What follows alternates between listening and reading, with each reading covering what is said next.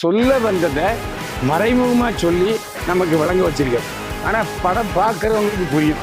Villain வந்து கிட்டத்தட்ட காரில் எரிஞ்சுக்கிட்டு இருப்பான், இருந்தாலும் விடாமல் கை எரிகுண்டை போட்டு தள்ளி அவனை கொலை பண்ணுவார். ஒரு வெறி பிடித்த வில்லனாக வருகிறார் லால். எல்லோரும் மனிதர்கள் தான், சக மனிதர்கள் தான். வேறு விஷயத்த கொஞ்சம் ஒரு 2 சீனில் வந்தாலும் நச்சுன்னு வெளிப்படுத்தியிருக்கிறது. அந்த சண்டை சண்டை சண்டை வித்தியாசமாக இந்த ரோப் வச்சு கட்டி இருப்பாங்க தெரியுமா, கிராஃபிக்ஸ் அதெல்லாம் கிடையவே கிடையாது. இயற்கை ஃபைட்டு. இதில் எத்தனை பேருக்கு அடிபட்டுங்கிற நமக்கு தெரியாது. என்னை வாழ வைத்துக் கொண்டிருக்கும் யூடியூப் சேனல் நேயர்களுக்கு நன்றியும் வணக்கமும். இப்போது நாம் பார்க்க போவது பைசன் படத்தினுடைய திரை விமர்சனம். பைசன் படத்தில் குரு விக்ரம், அனுபமா பரமேஸ்வரன், விஜயன், பசுபதி மற்றும் பலர் நடித்திருக்கிறார்கள். எழிலரசு ஒளிப்பதிவு செய்திருக்கிறார். விவேக் பிரசன்னா இசையமைத்திருக்கிறார். படத்தினுடைய கதை எங்கள் ஊர் ஏரல் பக்கத்தில் ராஜபதி. எப்போவுமே அங்கே ஒரு 2 குரூப்புக்கு இடையில் சண்டை வந்துக்கிட்டே இருக்கும். அதாவது அவங்கள கொஞ்சம் இழப்பமாக பார்ப்பாங்க. இதுலேருந்து உங்களுக்கு கதை என்னன்னு உங்களுக்கு புரிஞ்சிருக்கும். ஆனால் என்ன மேட்ருன்னா, படம் வந்து அந்த ஒரு ஏழை குடும்பத்திலிருந்து ஒரு கபடி வீரன் வெளியே வர்றான்.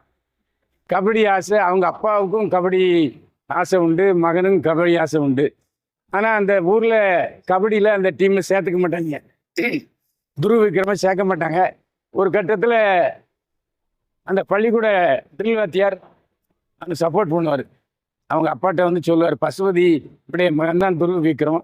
பசுபதிகிட்ட வந்து சொல்கிறார், நீங்கள் வந்து தப்பாக நினைக்காதீங்க, அவருக்கு சப்போர்ட் பண்ணுங்க, நல்லா வருவார் அப்படின்னு சொல்லுவார். சரின்னு பார்த்தா முதல் டோர்னமெண்ட்டில் ஜெயிச்சிருவார். யார்? துருவ விக்ரம். பயங்கரமாக அந்த ஊருடைய கதாநாயகன் ஆயிடுவார். அந்த ஊரில் துருவ விக்ரமுக்கு வயசு அதிகமான அனுபமா பரமேஸ்வரன் காதலிப்பார். அனுபமா பரமேஸ்வரனை அவங்க அப்பா சொல்லுவார், அவன் வயசு சின்ன பையன், அவனை ஏண்டி போய் காலிக்கிறனா, வயசு முக்கியம் இல்லைன்னு சொல்லுவார். அது ஒரு ட்ராக் போயிட்டு இருக்கும்.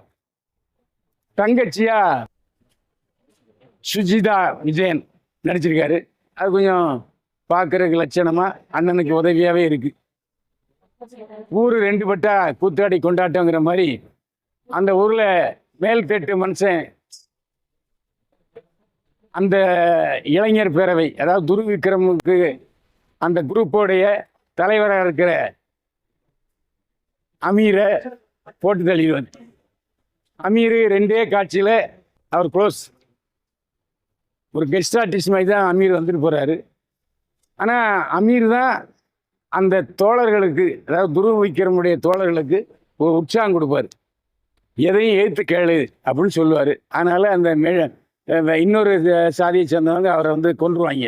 இதில் சாதின்னு வராது, அவங்க இந்த இவங்க அப்படின்னு தான் வந்துகிட்டே இருக்கும். அதேமாரி கிறிஸ்தவ ஸ்கூலில் படிக்கிறவர் தான், கிறிஸ்தவ ஸ்கூலில் டீச்சராக வர்றவர் நல்லா பண்ணியிருக்கிறாரு. இங்கே இந்த கதை தூத்துக்குடி மாவட்டத்தில் நடக்கிறதுனால வாழ போல ஏழை அங்கிட்டு அப்படிங்கிற மாதிரி தான் எல்லாருமே அந்த தூத்துக்குடி பாஷை பேசியிருக்காங்க.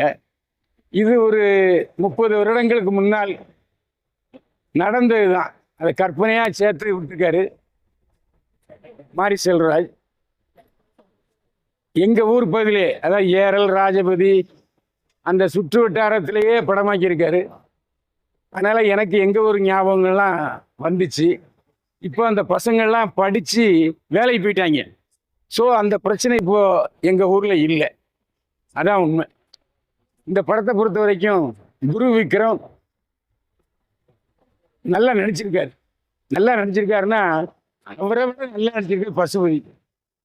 இந்த படத்தினுடைய பத்திரிகையாளர் சந்திப்பில் பேசும்போது மாரி செல்வராஜ் என்ன சொல்கிறாருன்னா, நான் எப்போவுமே கதை எழுதிடுவேன், கதை எழுதின பிறகு தான் ஆட்களை செலக்ட் பண்ணுவேன். ஆனால் இந்த படத்தில் என்னவோ தெரியல, பசுபதினே நான் நினச்சி பசுபதினே எழுதியிருந்தேன் அப்படின்னாரு. அது உண்மை. இந்த பசுபதி கேரக்டரில் வேற யார் நடித்தாலும் அந்த ஒரு எமோஷனல் வராது.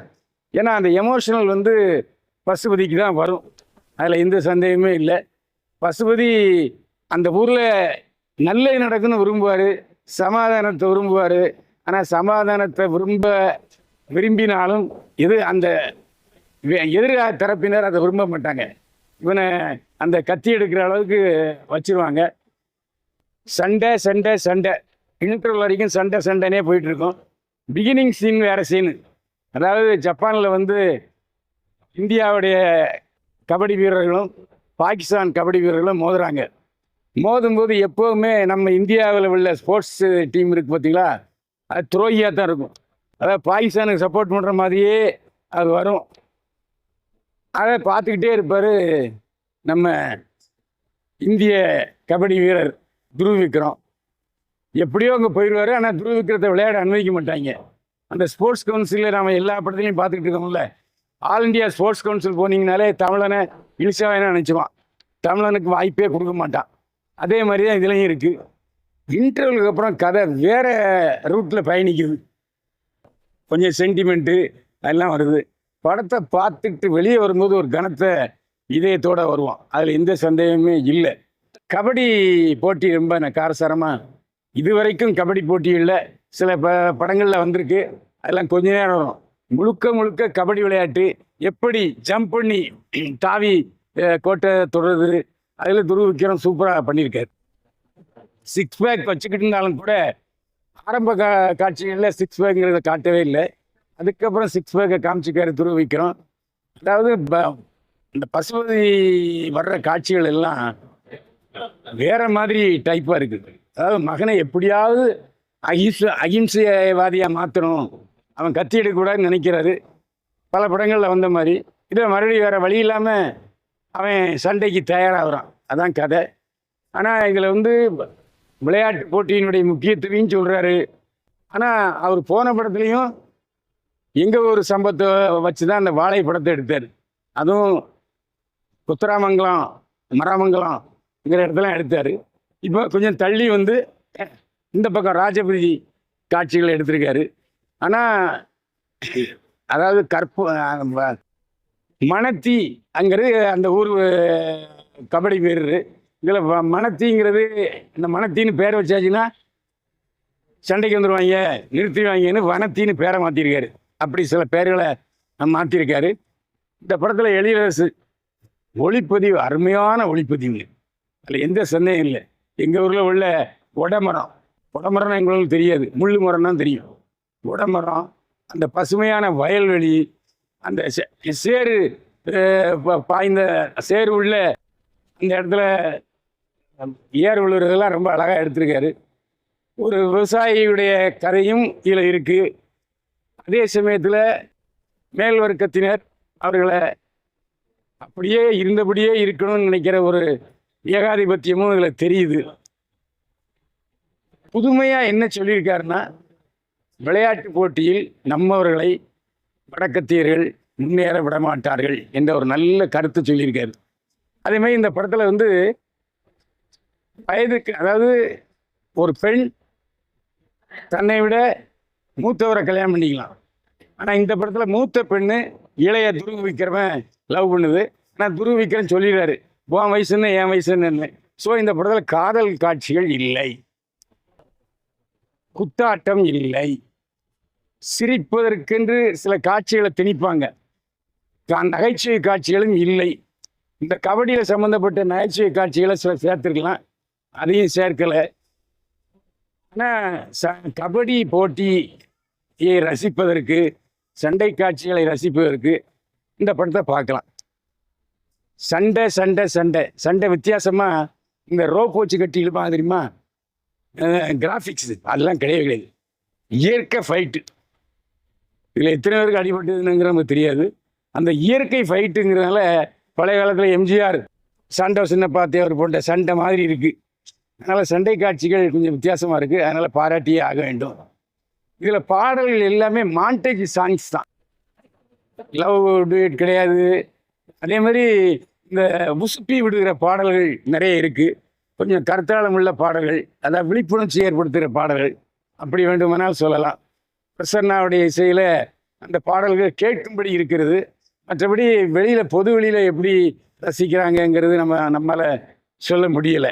அமீர் வந்து வழக்கம் போல் ஒரு புரட்சி வீரனாக நடித்திருக்கிறார். அதாவது அந்த இளைஞர்களுடைய புரட்சி கனவை சொல்கிறாரு.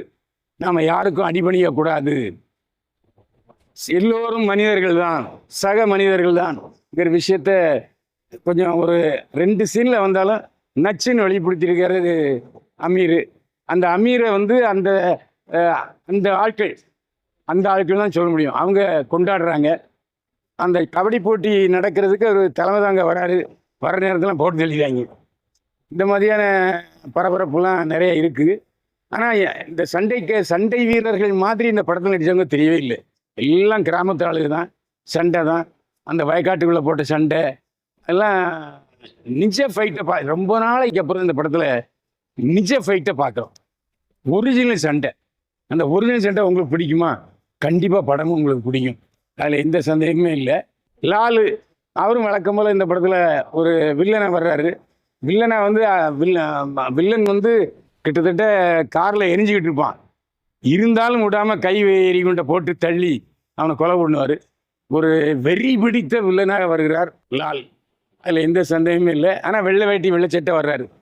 இங்கெல்லாம் வெள்ளை வேட்டி வெள்ளை சட்டை கிடையாது, அவர் வெள்ளை வேட்டி வெள்ளை சட்டை. அதாவது கொஞ்சம் பணக்கார ஆள் அப்படின்னு காமிச்சிருக்காங்க. இதில் இவருடைய புத்திசாலித்தனத்தை எப்படி பாராட்டணும்னா, சொல்ல வந்ததை மறைமுகமாக சொல்லி நமக்கு வழங்க வச்சிருக்காரு.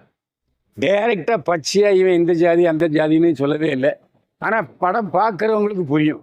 அந்த மாதிரி அந்த ஒரு சாணக்கியத்தனமான இயக்கத்தை பண்ணியிருக்காரு மாரி செல்வராஜ். கபடி போட்டு உங்களுக்கு பிடிக்குமா, சண்டை காட்சி பிடிக்குமா? இந்த படம் கண்டிப்பாக பிடிக்கும். இந்த படத்தை பொறுத்த வரைக்கும் துருவ விக்ரம் பழைய படம் மாதிரி ஒரு ஜாலியாக ஒரு ப்ளே பாயாக நடிக்கலை. முழுக்க கிராமத்துக்காரன் நடிச்சிருக்காரு. எப்படி பருத்தி வீரரில் கார்த்தி ஒரு கிராமத்தான வந்தாரோ அதே மாதிரி இந்த படம் துருவ விக்ரமத்துக்கு நல்ல பேர் கொடுக்கும். இனிமேல் துருவ விக்ரம் அவங்க அப்பாவை போலவே ஒரு நல்ல கதாநாயகனாக வருவதற்கான அடித்தளத்தை போட்டிருக்காரு. இதில் நல்லா நடிச்சிருக்காரு. ரொம்ப சைலண்ட்டாக, அதே சமயத்தில் ஃபெரோஷியஸாக நடிச்சிருக்காரு துருவ விக்ரம். இனிமேல் அவர் நிரந்தர கதாநாயகனாக வலம் வருவார், அதில் சந்தேகமே இல்லை.